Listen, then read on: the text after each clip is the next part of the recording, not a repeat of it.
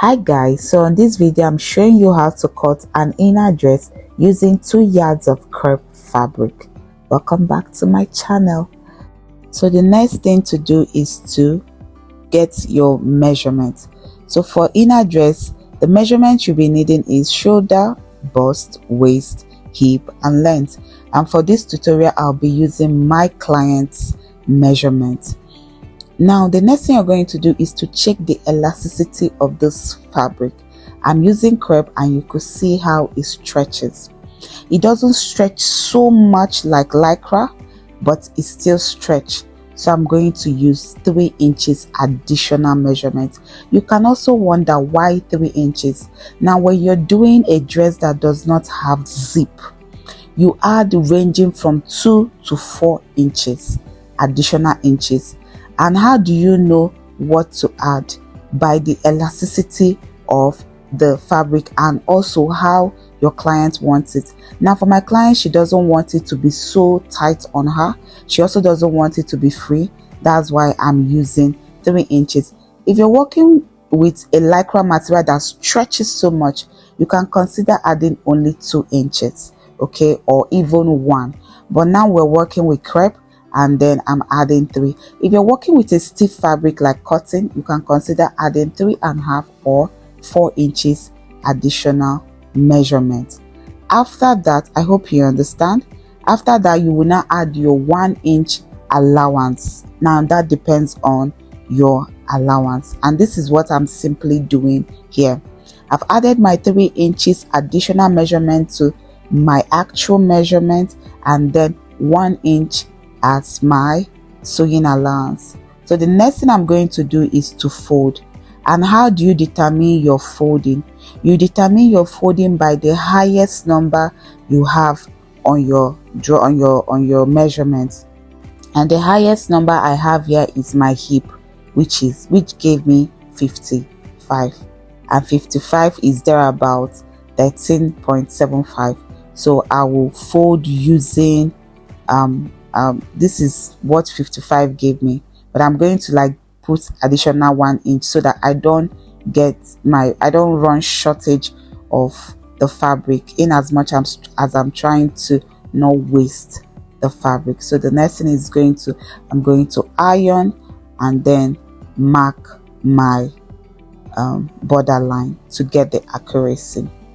Our length is 50. The length of this inner dress, I'm going to add 1.5 as the additional sewing allowance for the folding. Okay, so this is what I'm marking. I'll mark my 50 inches length and 1.5 for the folding at the down part, right? So the next thing is I'm going to mark my client's shoulder, and for my client's shoulder is 18. I'll mark exactly 9. From that 9, I'll come down to slant the shoulder by 1.5. Then from this part, I'm going to mark 3 inches so that I can indicate where my shoulder slant will start from. Okay, and this is where my shoulder slant will start from, that 3 inches connecting to that 9, which is the actual shoulder. And I'm using 9, the actual shoulder, because it's an inner dress. I'm going to mark 9 down to now determine my armhole. Now for the armhole, this is the measurement you use to determine your armhole. The actual bust divided by 6 plus 1.5, and it will give us 9. But I'm not going to use 9. For here I used 7. You have to use 7 for something that is lesser than your armhole so that you don't overcut. By the time you're done joining is when you now use your actual armhole to cut. So don't make the mistake by using your actual armhole to cut this part first. I hope you understand that.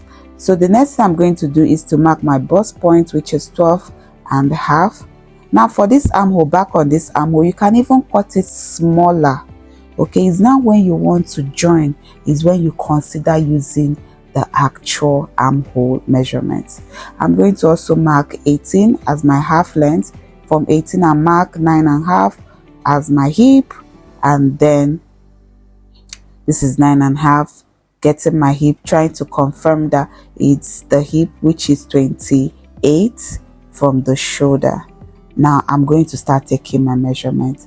For my bust area, I have 48 first, and I'm going to show you a very simple trick on how to determine your measurement using your tape. So you could see what I just did there. Okay, and then I added my sewing allowance 1 inch, and then for my waist 43.5, added my 1 inch sewing allowance, and for my hip 54, added my 1 inch sewing allowance, and then I'm going to connect my line. So for the down part, I will use the exact hip measurement to connect to it, and our hip measurement gave us 54, so plus that 1 inch. So I'm going to cut it straight using the hip measurement all the way to that down part. Here I'm connecting my lines, and the next thing I'm going to do is to cut it out. Remember, we're just doing the first part.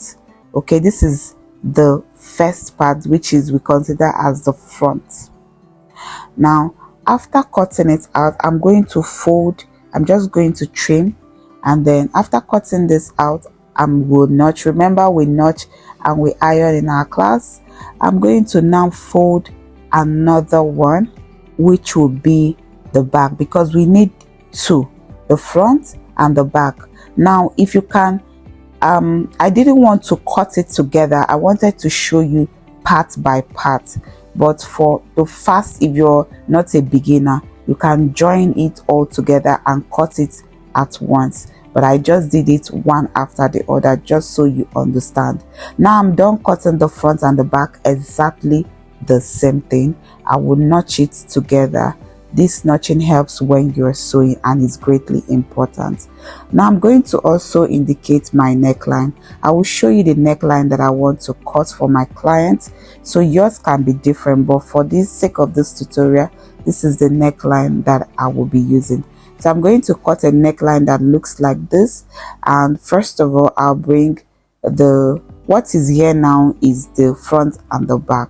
For my neckline, I'll be using 4.5 as the width, and then for the length, for the back length, I'll be using 3 inches. But I'm going to cut both front and back this way. Just watch and you understand what I'm doing.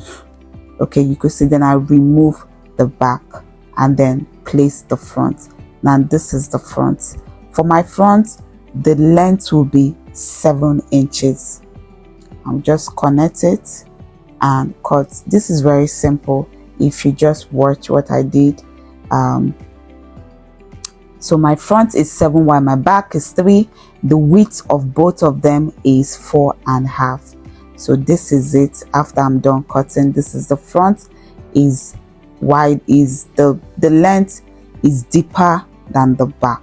So for the front I used 7, and then for the back I used 3 inches. For both of the width I used 4.5. Very simple. Next thing is to now get the fabric to turn, work the bias to turn the neck. For my fabric, you could see I'm using crepe and it stretches, so there's no need cutting it to be a bias form because it's naturally stretching. So we will work it, we'll use it to now turn the neck without not cutting it to be a bias form. And for the length of my bias, I'm going to be using the exact measurement of this my iron ruler. Okay, remember this fabric stretch, that's why I'm using it. If the fabric does not stretch, we're going to turn the fabric, we're going to cut the fabric in a bias form to allow the fabric stretch, but this fabric is naturally stretching, so that's why we're cutting it directly like that. And remember why you need a stretchy bias is because you're working on a stretchy fabric.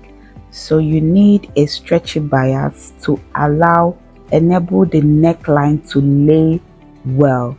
So now I'm done cutting, and on the next video I'm going to show you how to join, work your proper neckline like this, turn it smoothly like this. You see the way it's relaxing.